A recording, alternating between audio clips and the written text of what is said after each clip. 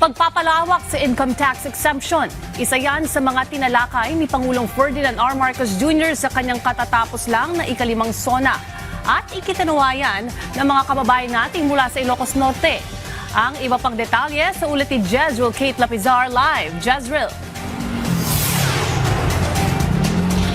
Ay sa ikalimang State of the Nation Address ni Pangulong Ferdinand Marcos Jr., ilan sa mga kababayan nito sa Batac City, Ilocos Norte ang natuwa sa kanilang mga narinig sa kanyang talumpati. Gaya ng inang si Emelita na natuwa ng nabanggit ng Pangulo na nagbaba sila ng karagdagang mga pondo sa mga lokal na gobyerno upang mas marami pang matulungan.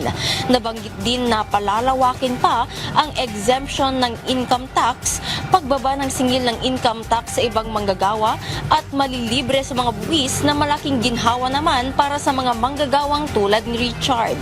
Para naman sa estudyanteng si Frank, inaasahan niyang magpatuloy at mangyari ang mga nabanggit ng Pangulo. Malaking tulong po sa amin yun, Mr. President, kung meron man. Lalo ngayon sa mataas na presyo ng bilhin. Talagang napa-yes ako, ma'am, kasi sa amin na manggagawa, mas lalaki or madadagdagan yung i-take home natin na sweldo, ma'am, kumpara dun sa dati or sa ngayon din. Malaking tulong, malaki yung agwat na tataasan ng i-take home namin para sa pamilya namin. Maganda po ang sinabi ni Presidente. Sana nga po magkatotoo para mas umayos po ang Pilipinas.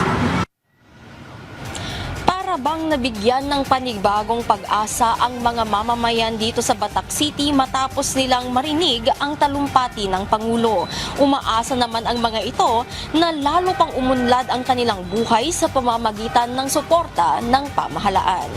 Para sa SONA 2026 ng Integrated State Media, Jezreel Kate Lapizar ng PTV Cordillera. Maraming salamat, Jezreel Kate Lapizar.